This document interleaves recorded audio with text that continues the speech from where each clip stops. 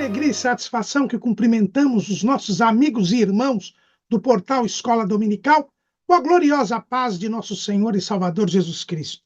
Estamos dando início a mais uma pré-aula, esta ferramenta que o portal Escola Dominical disponibiliza no início da semana, para que os irmãos possam melhor preparar a sua aula da Escola Bíblica Dominical.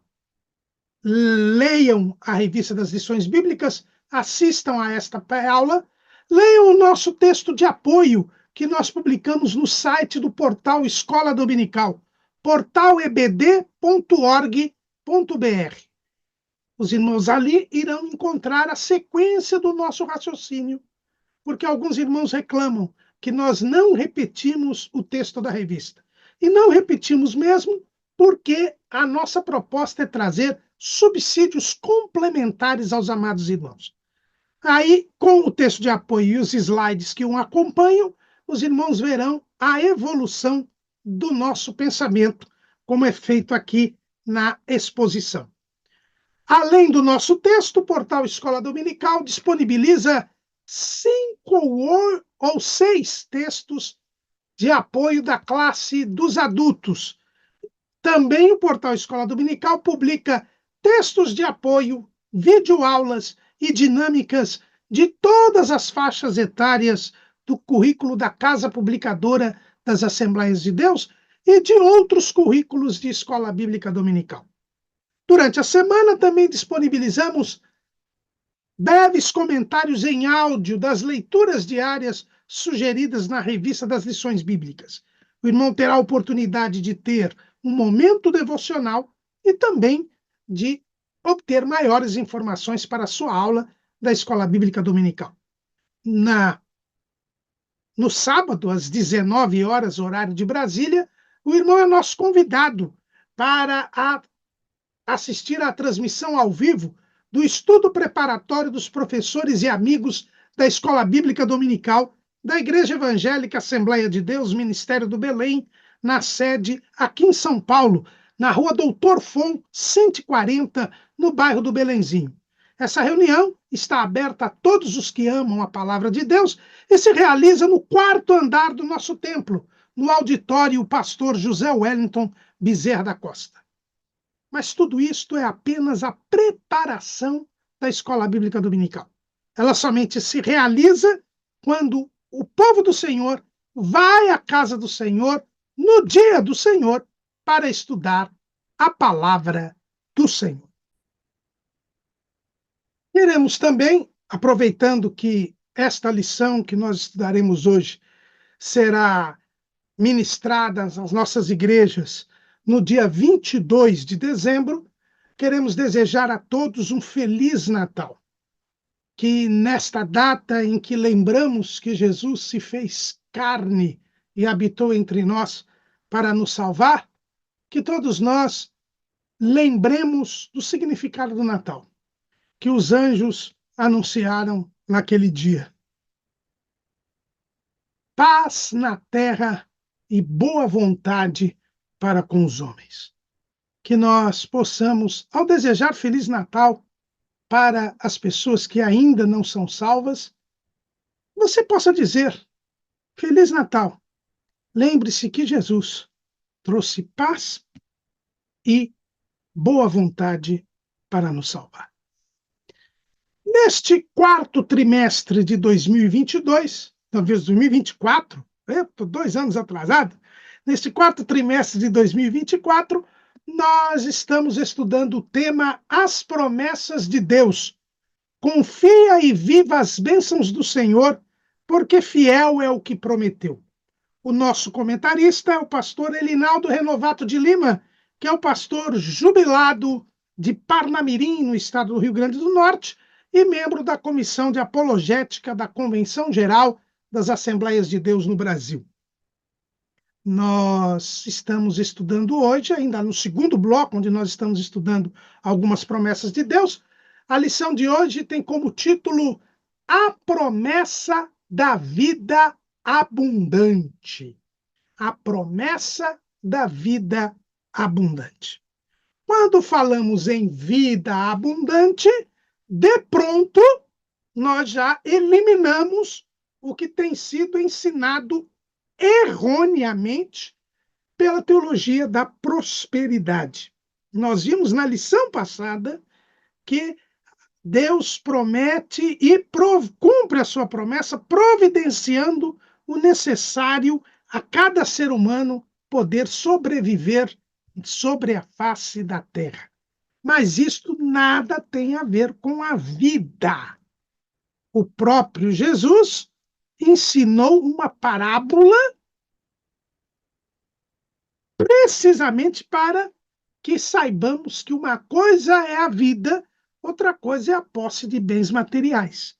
Lucas, capítulo 12, versículo 15. E disse-lhes: acautelai-vos e guardai-vos da avareza, porque a vida de qualquer não consiste na abundância do que possui. Então, vida abundante não tem nada a ver com riqueza material, com posse de bens. Se os irmãos ouvem gente pregando, dizendo que Jesus vai dar uma vida abundante e que esta abundância é riqueza material, são verdadeiros agentes do diabo, que estão contrariando o Senhor Jesus. Jesus disse: guardai-vos da avareza. A avareza é o amor às riquezas, o amor ao dinheiro. O apóstolo Paulo, ele fala com todas as letras, lá em 1 Timóteo, capítulo 6, versículo 10. Porque o amor do dinheiro é a raiz de toda espécie de males. E nessa cobiça, alguns se desviaram da fé e se traspassaram a si mesmos com muitas dores. Mas tu, ó homem de Deus, foge destas coisas e segue a justiça, a piedade, a fé, o amor, a paciência, a mansidão. O homem de Deus não considera que vida abundante é uma vida com posse de bens materiais. O homem de Deus não cobiça as riquezas. O homem de Deus, ele não vai atrás de Jesus para ficar rico. O homem de Deus sabe que a vida não consiste na abundância do que se possui. Não ama o dinheiro, porque ele ama a Deus. Porque Jesus foi bem claro, lá em Mateus, capítulo 6, versículo 24. Ninguém pode servir a dois senhores, porque ou há de odiar um e amar o outro, ou se dedicará a um e desprezará o outro. Não podeis servir a Deus e a Mamon. Mamon é as riquezas. Então, ou você ama a Deus ou você ama o dinheiro. E se você ama o dinheiro, ela é a raiz de toda espécie de males. E nessa cobiça, muitos se desviaram da fé e se traspassaram a si mesmos com muitas dores. Então, vida abundante não tem nada a ver com riqueza. Já tirada aí esta indevida associação que tem sido feita, vamos ver o que é a vida abundante. E, para saber o que é vida abundante, nós precisamos saber o que é vida. Se formos ao dicionário Michaels, da língua portuguesa, nós vamos encontrar que vida é o conjunto de propriedades, atividades e funções, replicação, mutação, reprodução, entre outras, que caracterizam e distinguem um organismo vivo de um morto. Então, vida é aquele conjunto de propriedades que permitem me dizer que aquele ser é vivente. Que propriedades?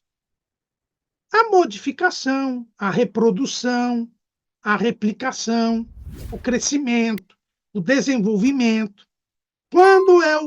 Os irmãos se lembram bem, devem ter feito isto no ensino fundamental, a colocar aquele grãozinho de feijão que ele brota e nasce aquela plantinha, né, no algodão ali, você nota que há vida ali, porque há modificações, há crescimento, há desenvolvimento. Então, a vida é esse conjunto de ocasiões, de características, de propriedades que demonstram haver um crescimento, um desenvolvimento, uma mudança. É o diferente de uma pedra. A pedra está ali e ela não modifica, a menos que venha uma força externa para fragmentá-la, para torná-la pó. Ela não tem nenhuma modificação, porque ela não tem vida, né? Então, a vida é esse conjunto de propriedades. A primeira vez que a palavra vida aparece na Bíblia Sagrada é lá em Gênesis capítulo 2, versículo 7, na versão Almeida Revista e Corrigida. E plantou o Senhor, e formou o Senhor Deus o homem do pó da terra, e soprou em seus narizes o fôlego da vida. E o homem foi feito alma vivente. Então, aqui, a primeira vez que aparece a palavra vida é na expressão fôlego de vida, porque Deus soprou nas narinas do homem, que era um boneco de barro, um boneco feito do pó da terra, e quando ele sopra nas narinas deste homem, ele se torna uma alma vivente.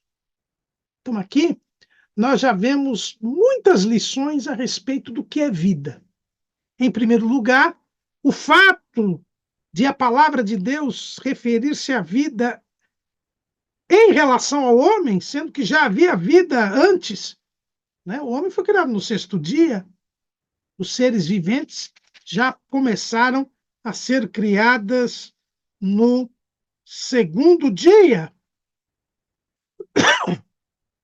Mas a palavra vida ela só aparece em relação ao homem. Por quê? Porque o homem tem a vida plena. Nós já falamos disto aqui em outras aulas deste trimestre, que o homem é o elo entre o espiritual e o material. E o homem tem vida espiritual e vida material. Só ele tem estas duas vidas ao mesmo tempo. Os animais e os vegetais têm vida material, mas não têm vida espiritual. Deus e os anjos têm vida espiritual, mas não têm vida material. Então, aqui nós observamos que o homem, ele é a síntese da vida. Quando a Bíblia se refere à vida em referência ao homem, mostra que a vida integral ela é além da vida meramente biológica. É a vida espiritual e a vida material. E mais, a Bíblia, quando fala do fôlego de vida, fala deste sopro que veio de Deus, o que nos mostra que Deus é a vida. Deus é a vida. Deus é a fonte da vida. E o apóstolo João, ele nos mostra isso com absoluta clareza. Evangelho segundo escreveu João, capítulo 1, versículo 4. Nele, quer dizer, no verbo, que é Jesus, estava a vida, e a vida era a luz dos homens. Então, a vida está em Jesus. Ele é a vida, como ele mesmo vai dizer lá em João 14 e 6. Disse-lhes Jesus: eu sou o caminho e a verdade e a vida. Ninguém vem ao Pai senão por mim. Então a vida, ela vem de Deus. A vida é o próprio Deus. Ele é quem dá a vida, foi ele que soprou nas narinas do homem. É por isso que hoje os cientistas conseguem clonar seres humanos, mas não criar um ser humano, um ser vivo, clonar seres vivos. Ou seja, de um ser já vivo, fazer outro, replicá-lo, mas jamais de um monte de proteínas e de substâncias químicas, fazer surgir um ser vivo. Por quê? Porque a fonte da vida é Deus, não só da vida material, mas também da vida espiritual. Este fôlego de vida é o espírito, é a vida espiritual, mas também a vida material. Então, aqui nós vemos que vida tem como fonte Deus, e a vida é mais do que a vida material. É a vida espiritual e a vida material.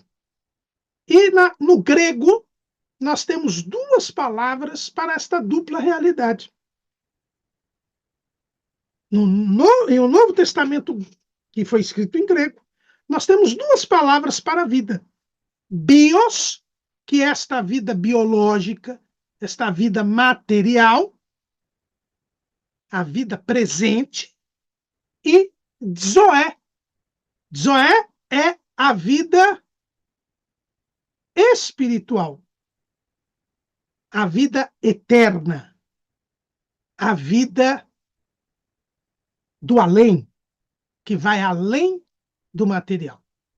Então, vida, primacialmente, é esta vida espiritual. Né? Inclusive, quando nós lemos aqui em João, quando diz que nele estava a vida, ou quando Jesus diz que ele é a vida, é a palavra de zoé, que é utilizada na língua grega. Esta vida espiritual. Então, vida, ela tem que ser integral, ela é tanto espiritual quanto material. Entende? Esta dupla realidade da vida, a gente vê também em relação à morte, que é o contrário da vida. Quando Deus deu a ordem ao primeiro casal, ele disse assim, Gênesis 2:16, e ordenou o Senhor Deus ao homem, dizendo, de toda árvore do jardim comerás livremente, mas da árvore da ciência do bem e do mal dela não comerás, porque no dia em que dela comeres, certamente morrerás. Então Deus disse que haveria morte caso eles comessem do fruto da árvore da ciência do bem e do mal. Quando o primeiro casal comeu o fruto, eles morreram. Mas foi a morte espiritual. Ela veio de imediato. Como é que sabemos que ela veio de imediato? Porque quando Deus se apresenta no jardim, eles não têm condição de se apresentar diante de Deus. Porque havia se rompido a comunhão entre Deus e o homem. Houve uma separação. Então, como a vida é uma união, é uma comunhão, o sopro de Deus veio ao homem e aí surgiu a vida, e o homem ficou ligado e em comunhão com Deus, agora nós temos o rompimento desta comunhão, a separação, que é a morte.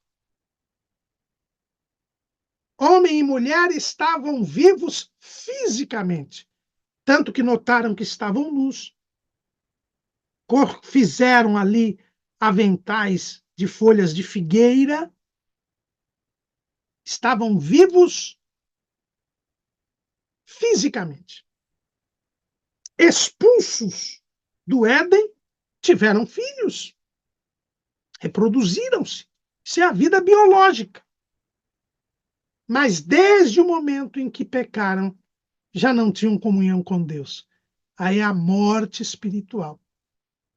E Deus ainda avisou que por causa da morte espiritual, veria a morte física. Gênesis 3:19. No suor do teu rosto comerás o teu pão até que te tornes a terra, porque dela foste tomado. Porquanto és pó, e em pó te tornarás. Então, aqui nós vemos com muita clareza que a morte física é decorrente da morte espiritual. É a separação do corpo e da alma e do espírito. a separação do material do espiritual.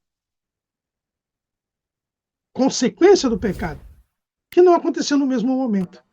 Então, assim como vida é vida espiritual e vida material, assim também a morte é morte espiritual e morte material. Então, nós temos aqui uma distinção entre a vida e a morte. Né? E a vida tendo como condicionante a obediência à palavra de Deus, a fazer a vontade de Deus.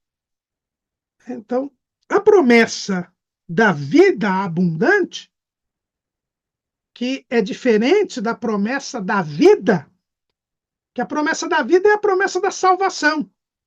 Jesus disse com muita clareza que quem crê nele passou da morte para a vida.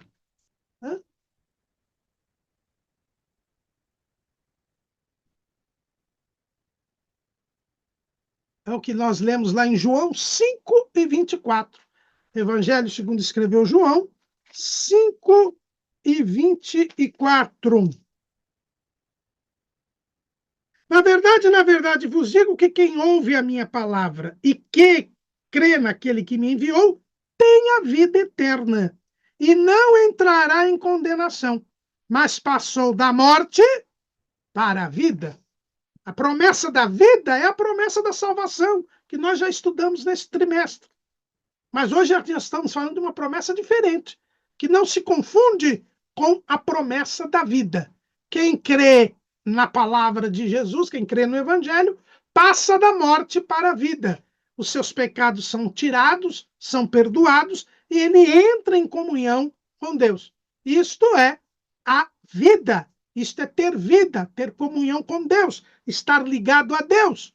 O espírito, que é a parte do homem que faz a ligação com Deus, é vivificado. Ele volta a operar. E aí nós temos a vida.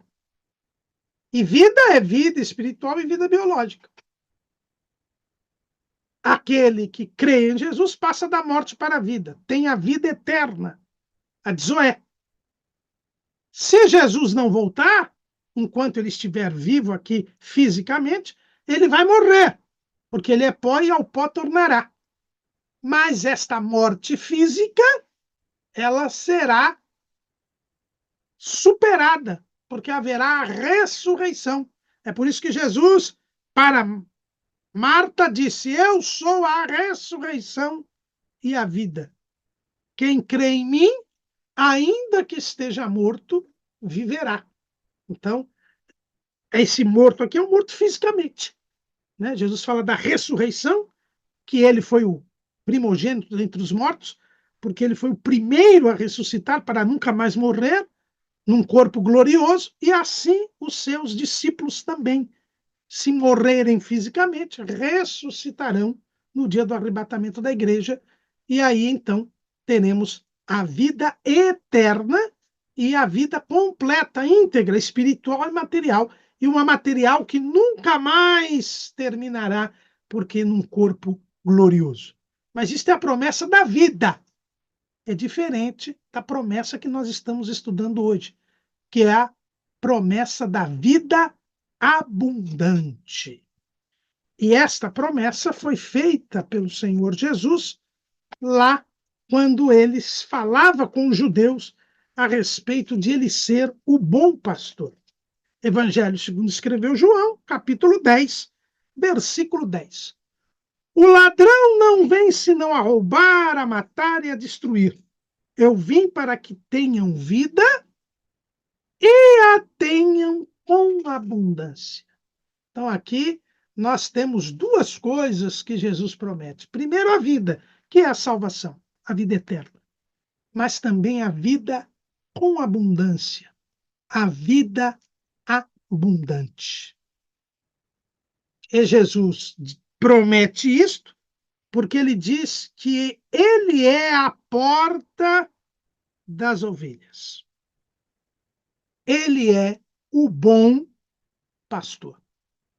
Então, a vida abundante está relacionada com o fato de Jesus ser a porta das ovelhas e de Jesus ser o bom pastor. Assim, nós vamos entender o que é a vida abundante. Jesus disse que ele é a porta das ovelhas. E o que ele disse? Capítulo 10, versículo 1. Na verdade, vos digo que aquele que não entra pela porta no curral das ovelhas, mas sobe por outra parte, é ladrão e salteador. Aquele, porém, que entra pela porta é o pastor das ovelhas. A este o porteiro abre, e as ovelhas ouvem a sua voz, e chama pelo nome as suas ovelhas e as traz para fora. E quando tira para fora as suas ovelhas, vai adiante delas, e as ovelhas o seguem, porque conhecem a sua voz. Mas de modo nenhum seguirão o estranho. Antes fugirão dele, porque não conhecem a voz dos estranhos. Jesus disse-lhes esta parábola, mas eles não entenderam o que era que lhes dizia. Tornou, pois, Jesus a dizer-lhes: em verdade vos digo que eu sou a porta das ovelhas. Todos quanto vieram antes de mim são ladrões e salteadores, mas as ovelhas não os ouviram. Eu sou a porta. Se alguém entrar por mim, salvar-se-á. E entrará e sairá, e achará pastagens. O ladrão não vem senão a roubar, a matar e a destruir. Eu vim para que tenham vida e a tenham com abundância. Então Jesus mostra que ter vida é entrar no curral dele. É crer que ele é o Salvador. É ter vida. É alcançar a salvação. É entrar. Mas depois que você entra, você acha pastagens. Você segue o bom pastor. Você ouve a voz do bom pastor. E a vida abundante é esta situação, este estado de achar pastagens, de seguir o pastor e de ouvir a sua voz. E somente a sua voz. Então, a vida abundante é uma convivência com o bom pastor. É uma convivência com Jesus. É o desenvolvimento da vida. Quando eu creio no Evangelho, eu passo da morte para a vida. Mas vida é crescimento, é desenvolvimento, é modificação. Então, a vida abundante é esta convivência que vai tornando a minha vida mais intensa a cada dia, a cada instante. Jesus promete nos fazer crescer espiritualmente, nos fazer desenvolver espiritualmente. Jesus promete nos edificar espiritualmente, até chegarmos à estatura de Cristo, a varão perfeito, como diz o apóstolo Paulo, lá em Efésios, capítulo 4. Efésios, capítulo 4, versículo 13. Até que todos cheguemos à unidade da fé e ao conhecimento do Filho de Deus, a varão perfeito, à medida da estatura completa de Cristo, para que não sejamos mais meninos inconstantes, levados em roda por todo o vento de doutrina, pelo engano dos homens que com astúcia enganam fraudulosamente. Antes, seguindo a verdade em amor, cresçamos em tudo naquele que é a cabeça, Cristo, do qual todo o corpo bem ajustado e ligado pelo auxílio de todas as juntas, segundo a justa operação de cada parte, faz o aumento do corpo para a sua edificação em amor. Jesus nos promete esta vida abundante, este crescimento espiritual,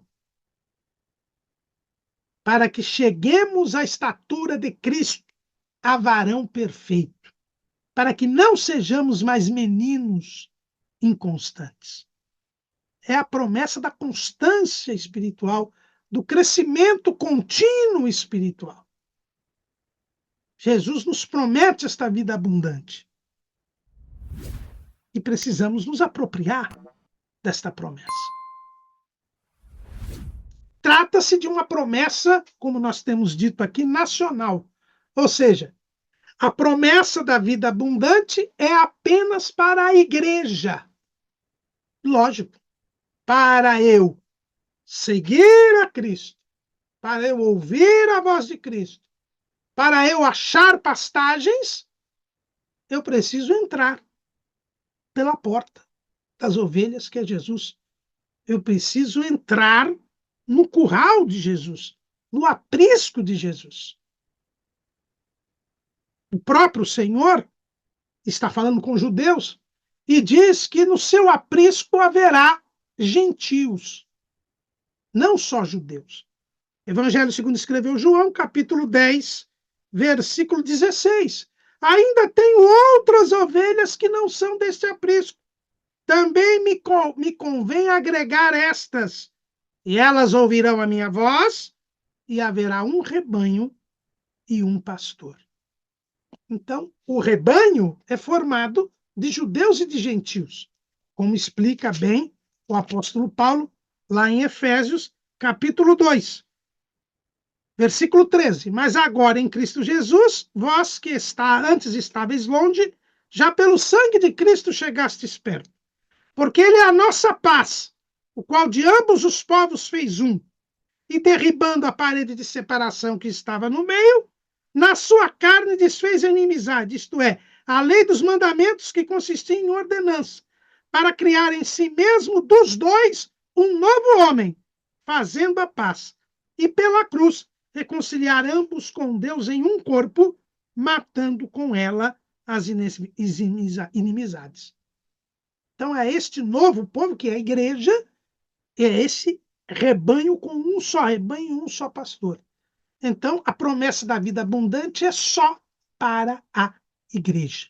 Só quem é salvo em Jesus, quem já tem a vida eterna, pode ter vida abundante. E além de ser uma promessa nacional, é também uma promessa condicional. Como Jesus diz, quem entra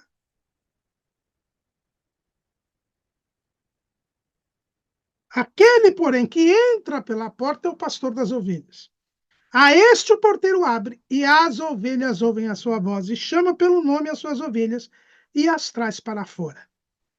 E as ovelhas o seguem, porque conhecem a sua voz. Então,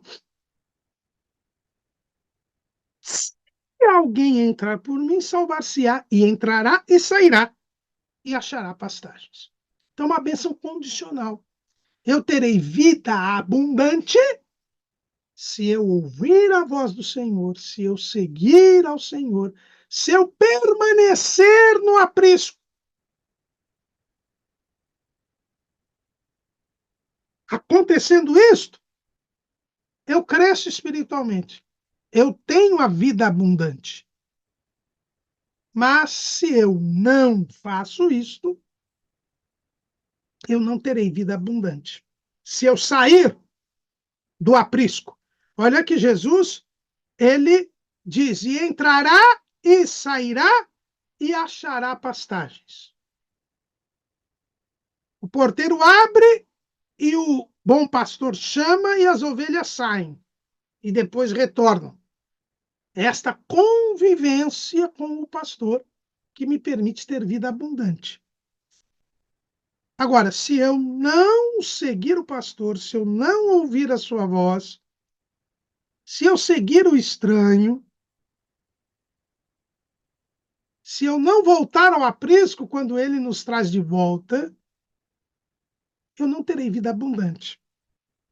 Eu serei como a ovelha perdida lá da parábola que Jesus conta, das 100 ovelhas, que voltam 99 e uma fica desgarrada. Então, a promessa de vida abundante é condicional. Depende de eu me manter no aprisco. E quando Jesus se compara com um bom pastor, nós não temos como fugir do Salmo 23, o salmo mais conhecido de todos, de autoria de Davi, ele próprio, profissionalmente, um pastor de ovelhas. Jesus fala da vida abundante como bom pastor. E o Salmo 23, que é o Salmo do pastor, nos ensina como chegar a esta vida abundante. Quais são os requisitos? O que é achar pastagens, ouvir a voz do Senhor e seguir o Senhor?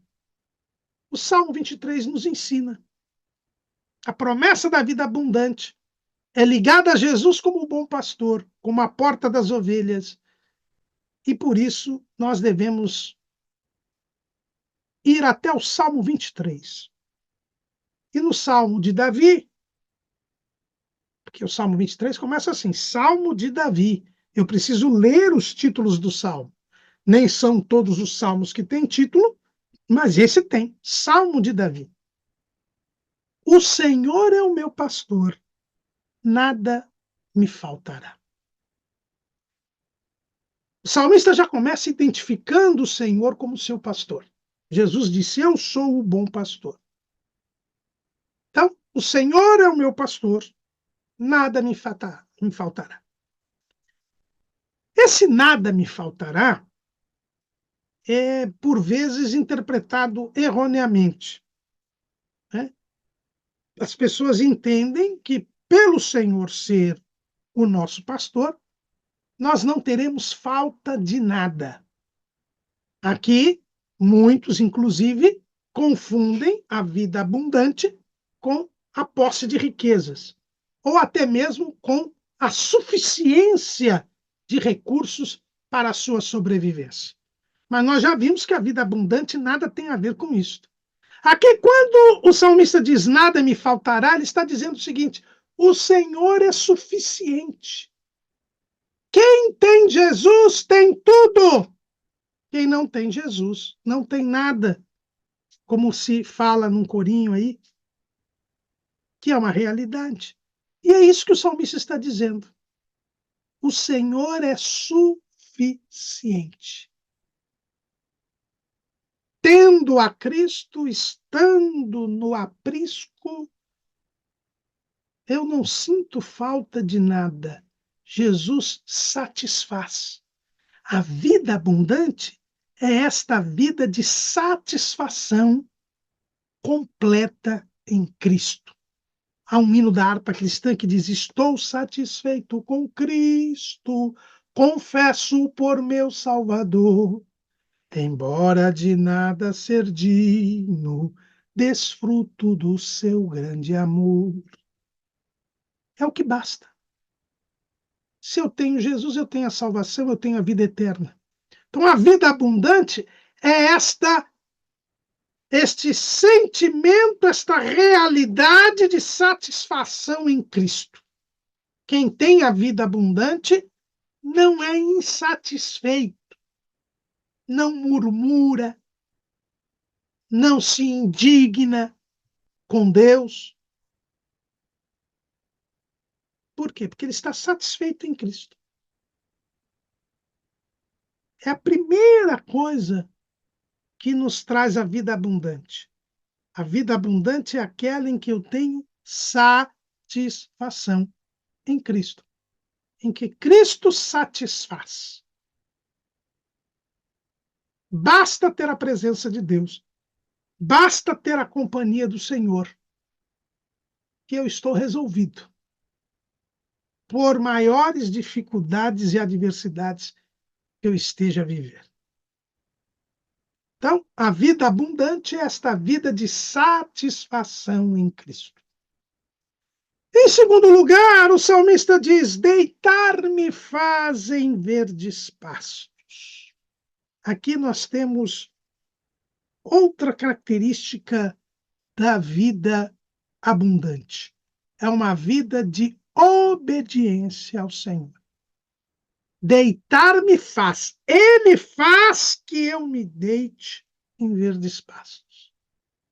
Então é ele quem faz. Ou seja, a ovelha está à disposição dele. Ele coloca a ovelha deitada nos verdes pastos. Ele chama a ovelha para ficar deitada nos verdes pastos. A ovelha ouve a sua voz, obedece a sua palavra. A vida abundante é uma vida de obediência ao Senhor, de cumprimento da vontade de Deus. O apóstolo João, lá em 1 de João, capítulo 1, versículo 17,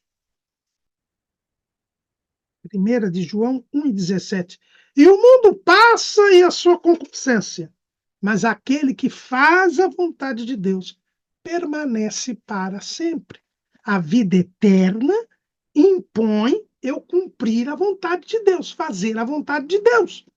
A vida abundante é aquela vida de obediência ao Senhor. Não penso na lógica, não penso nos meus interesses, eu penso na vontade de Deus e por isso eu a cumpro. Essa é a vida abundante, é a vida de obediência ao Senhor. Mas ele me faz que eu me deite. Ou seja, a ovelha deitada é a ovelha tranquila, a ovelha descansada, a ovelha sossegada. É aquela que tem descanso. A vida abundante é a vida de descanso em Deus. E como é que eu consigo este descanso em Deus? Jesus nos ensina. Evangelho segundo escreveu Mateus, capítulo 11, versículo 29. Tomai sobre vós o meu jugo e aprendei de mim, que sou manso e humilde de coração, e encontrareis descanso para a vossa alma. A vida abundante é uma vida de descanso em Deus. Este é o verdadeiro sábado. Sábado quer dizer descanso. Porque Deus descansou no sétimo dia. O sábado é o descanso. Cristo é o nosso sábado. Não é para você guardar o sábado, do pôr do sol da sexta-feira até o pôr do sol do sábado. Não, isso é para o judeu.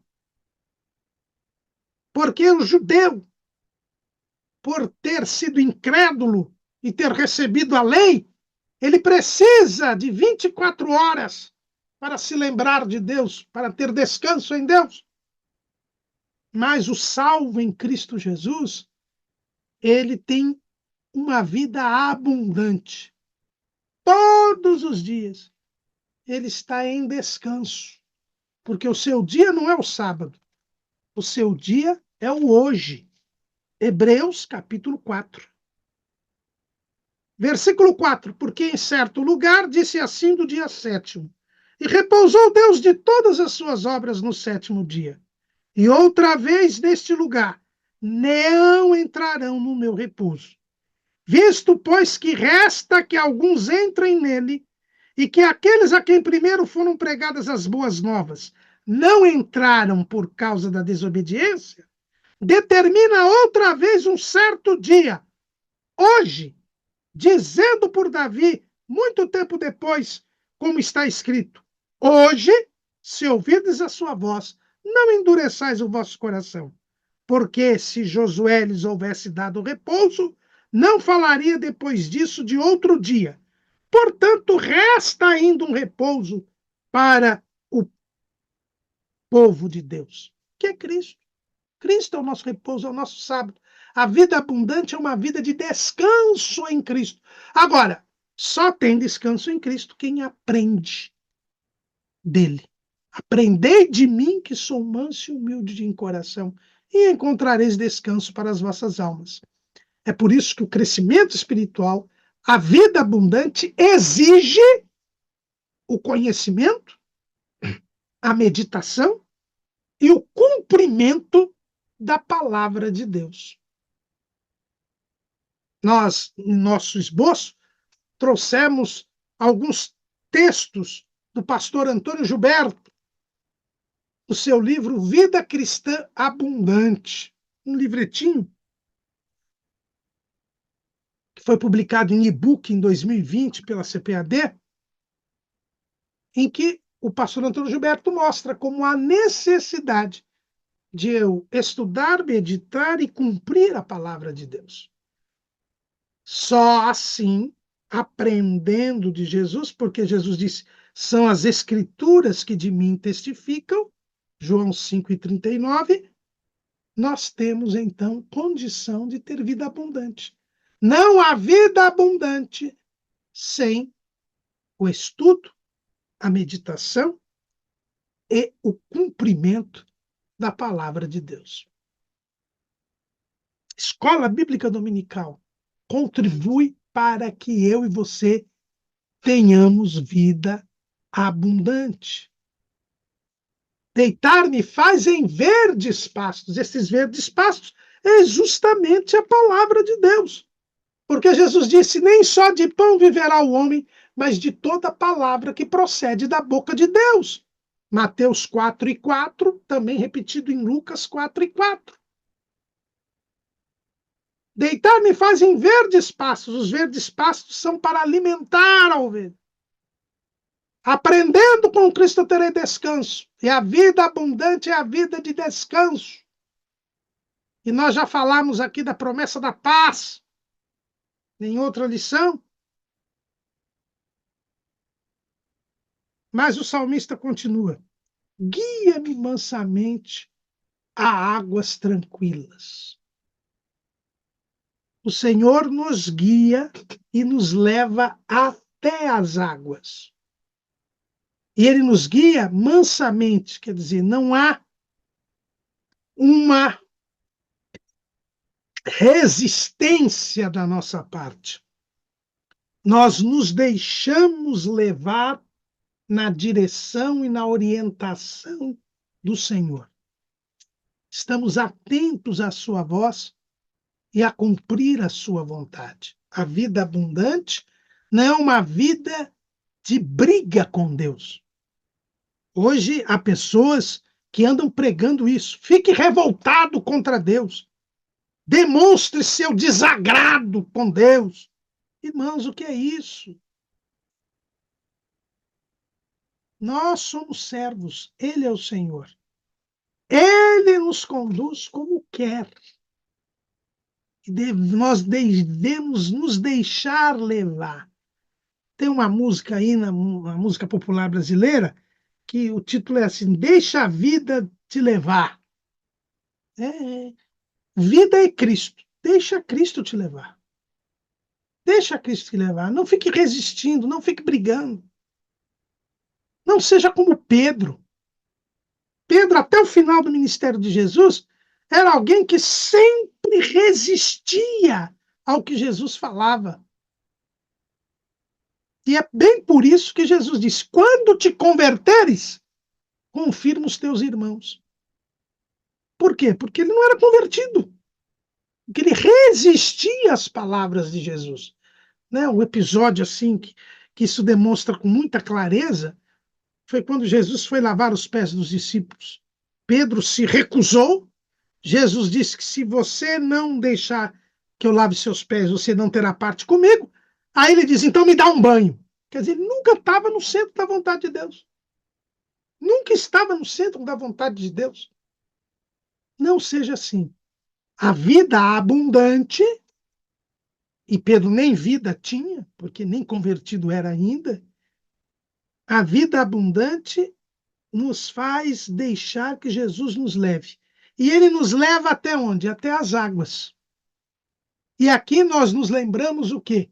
Que a vida abundante, ela resulta do saciar da sede de Deus. O salmista diz, a minha alma tem sede de Deus. E Jesus diz, quem tem sede, vem a mim e beba.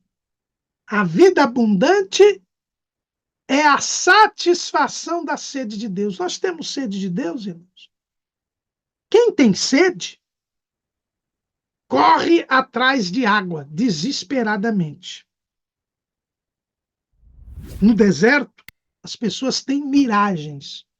Quando elas estão com muita sede, elas chegam a ver poços, rios, e correm lá para tomar. Por quê? Porque estão desesperadamente sedentos. A vida abundante só vem se eu tiver sede de Deus. E se eu tenho sede de Deus, eu busco a Deus. E como é que eu busco a Deus? Através da oração, através do jejum. Através da oração e através do jejum, eu terei vida abundante, porque eu serei saciado. Jesus disse: se alguém tem sede, venha a mim e beba. E para a mulher samaritana, Jesus ainda diz que quem beber desta água nunca mais terá sede. Vida abundante exige de nós uma vida de oração e de jejum. Mas o salmista continua dizendo: refrigera a minha alma. Palavra que refrigerar significa restaurar, mudar de direção. A conversão de que eu falei agora há pouco. A vida abundante faz com que eu passe a ter a direção de Deus. Que eu vá me aproximar de Deus. E isto exige de nós a busca do poder de Deus, a busca do batismo com o Espírito Santo, a busca dos dons espirituais, uma contínua santificação, um avivamento, porque a nossa direção agora é a perfeição. Ninguém é perfeito, mas nós estamos caminhando para a perfeição. O crescimento espiritual é para que nós cheguemos à estatura de Cristo, a varão perfeito, o que ocorrerá no dia do arrebatamento da igreja. Mas enquanto isto não ocorre, eu tenho que prosseguir para este alvo. Este é o meu alvo, este é o meu objetivo.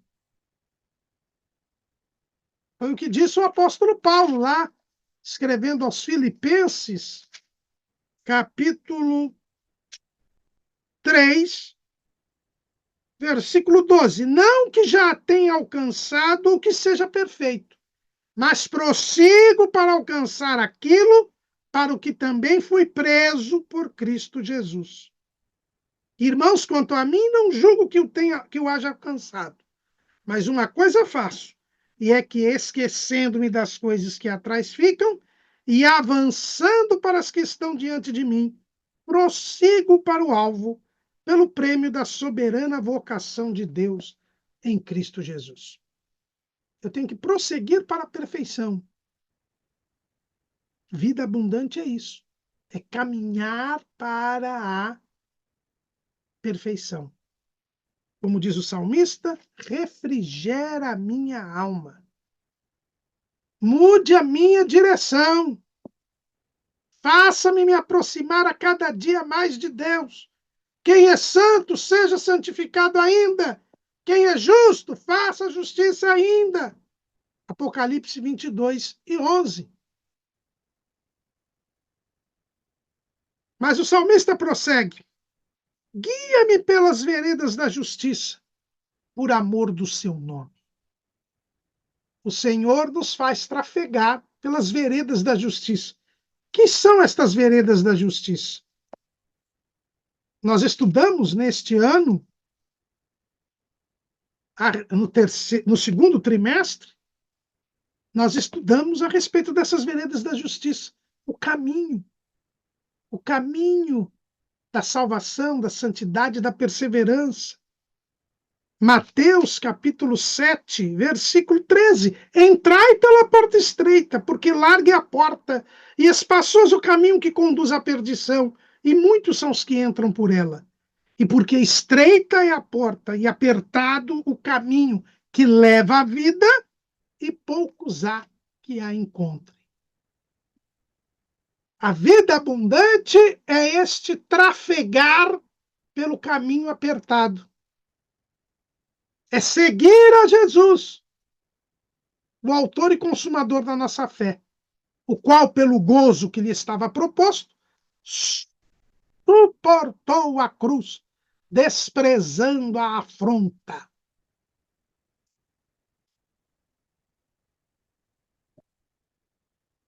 É isso que nós temos de fazer. Vida abundante só vem se eu trafegar no caminho apertado que me leva para o céu. E esta vida abundante, ela não está isenta de adversidades e de contrariedades. Porque o próprio salmista diz: ainda que eu andasse pelo vale da sombra da morte, não temeria mal algum, porque tu estás comigo, a tua vara e o teu cajado me consolam. Na vida abundante, a vida abundante, ela é caracterizada pela minha comunhão com Deus, que é cada vez mais estreita, cada vez maior, porque cada vez mais eu me aproximo de Deus para chegar àquela promessa que nós já estudamos aqui na lição das promessas da igreja, da promessa da perfeita unidade com Cristo e com o Pai. Até chegarmos lá, a unidade do conhecimento do Filho de Deus, nós estamos caminhando à perfeição. Esta é a vida abundante, este caminhar à perfeição. Mas isto não impede que nós tenhamos que andar pelo vale da sombra da morte.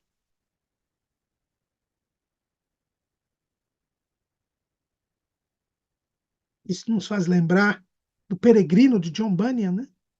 Quando ele passa pelo vale da humilhação, inclusive sendo atacado pelo demônio Apolion. Mas quando nós passamos pelo vale da sombra da morte, porque estamos neste mundo, embora não sejamos dele, nós não temos medo. Por quê? Porque nós temos o amor. E quem tem o amor não tem medo, diz o apóstolo João. Né? Lá em 1 de João, 1 de João, capítulo 4, versículo 18. No amor não há temor. Antes, o perfeito amor lança fora o temor, porque o temor tem consigo a pena, e o que teme não é perfeito em amor. Então, o que nós temos aqui é que, ainda que eu ande pelo vale da sombra da morte, não temerei mal algum, porque tu estás comigo. A vida abundante é a comunhão com Deus. A vida abundante é esta comunhão. Então, mesmo que eu esteja passando pelo vale da sombra da morte, Jesus está comigo. E eu não tenho medo. E ainda sou consolado pelo Senhor, porque o Senhor está comigo. E Ele está comigo e vai me guiando e, por vezes, me corrigindo. A tua vara e o teu cajado me consolam. A vida abundante não significa que eu seja impecável, não significa que eu não cometa erros, só que como Jesus está comigo, os erros são corrigidos.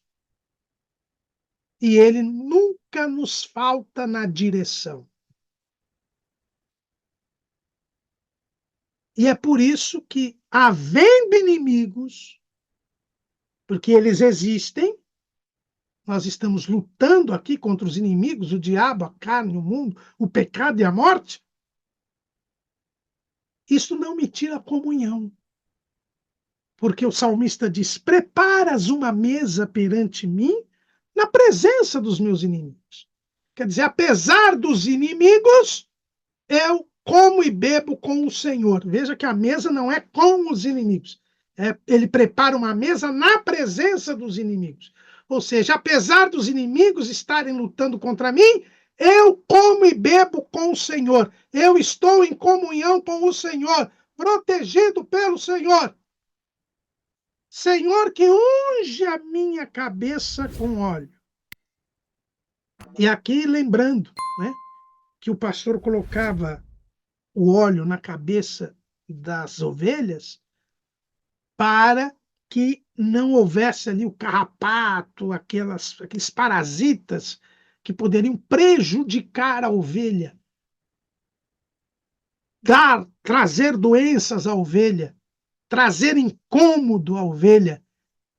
O Senhor unge a cabeça com óleo. Ele protege. Ele conforta. Ele impede ou sara as feridas. O meu cálice transborda. Jesus é a alegria, nós já falamos aqui da promessa da alegria. Jesus é a alegria dos homens. Ele nos traz a alegria da salvação.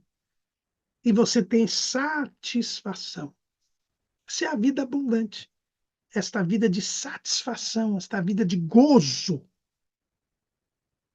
Que ainda aumenta muito mais, porque, como diz um outro hino da harpa cristã, os gozos do cristão apenas gotas são do mar de bênçãos em Sião.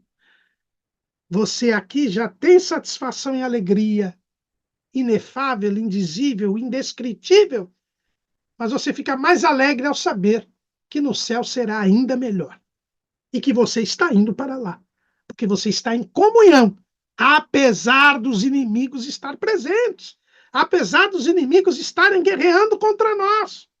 A vida abundante não significa ausência de problemas, não significa ausência de conflitos contra o maligno. Não. Mas, na presença dos inimigos, eu posso ter uma mesa preparada pelo Senhor, estar em comunhão com Ele, ser protegido e curado e sarado por Ele, e ainda ter alegria transbordante. E, por fim, a vida abundante me traz certeza da salvação, certeza da companhia e certeza da glória de Deus. Certamente que a bondade e a misericórdia me seguirão todos os dias da minha vida e habitarei na casa do Senhor por longos dias. A vida abundante reforça a certeza da salvação, reforça a esperança da glória de Deus e aumenta a minha fé, porque eu sei que a bondade e a misericórdia do Senhor me seguirão todos os dias da minha vida presente, da minha bios. Então, os irmãos, notem aqui como o Salmo 23 descreve esta vida abundante prometida por Jesus. E para ter esta vida abundante, eu preciso. E aí nós recorremos ao hino 374 da harpa cristã, traduzido, adaptado por Paulo Leivas Macalão, que tem como título Vida Abundante. E o poeta sacro, muito feliz, mostrou que para que eu alcance essa vida abundante, descrita no Salmo 23, eu preciso ter uma vida de pureza e santidade. Eu preciso ter uma santificação contínua e ininterrupta. por meio da palavra de Deus, da oração, do jejum, da participação digna na ceia do Senhor, do temor de Deus, que são os meios de santificação. Quem é santo, santifique-se ainda, como nós já falamos aqui. Aí eu chego a esta vida abundante. Veja que a vida abundante, como nós vimos no Salmo 23, ela exige estudo, meditação e cumprimento da palavra de Deus, ela exige uma vida de oração e de jejum, ela exige o cumprimento da vontade de Deus, a busca do poder de Deus, do batismo com o Espírito Santo, dos dons espirituais, uma vida de consagração ao Senhor. Tudo isto envolve um requisito para ter a vida abundante: vida de pureza e santidade. O poeta sacro, no hino 374, também diz que a vida abundante é uma vida de amor. O mandamento de Jesus é: amai-vos uns aos outros como eu vos amei. O amor é o fruto do Espírito. Fruto do Espírito é amor, que se desdobra em gozo, paz, longanimidade, benignidade, bondade, mansidão, fé e temperança. Eu tenho que amar, que Deus é amor. Quem é nascido de Deus, de João, ama. Ama a Deus e ama ao próximo. Então eu preciso produzir o fruto do Espírito. Eu preciso me envolver com Deus. No hino 374 diz que para eu ter vida abundante, eu preciso ter a certeza da salvação e o reconhecimento de nossa fraqueza para tanto. O poeta diz assim: nós queremos ter vida abundante, de Jesus haverás fortaleza, que nos dá do perdão a certeza. Então, a certeza da salvação, que nós já vimos aí, é uma característica da vida abundante. Ela tem que ser desenvolvida por meio do reconhecimento da nossa fraqueza. Não é uma autoconfiança. Não é dizer que eu sou um predestinado. Não. É saber que eu sou fraco. Mas quando eu estou fraco, então eu sou forte, como diz o apóstolo. E, por fim, eu preciso ter plenitude de consolação. A tua vara e o teu cajado me consolam. Eu preciso estar de acordo com Jesus para andar com ele, pois dois só andarão juntos se estiverem de acordo. E para que eu tenha plenitude de consolação, eu preciso estar de acordo com a vontade de Deus. Essa é a promessa que Deus nos dá.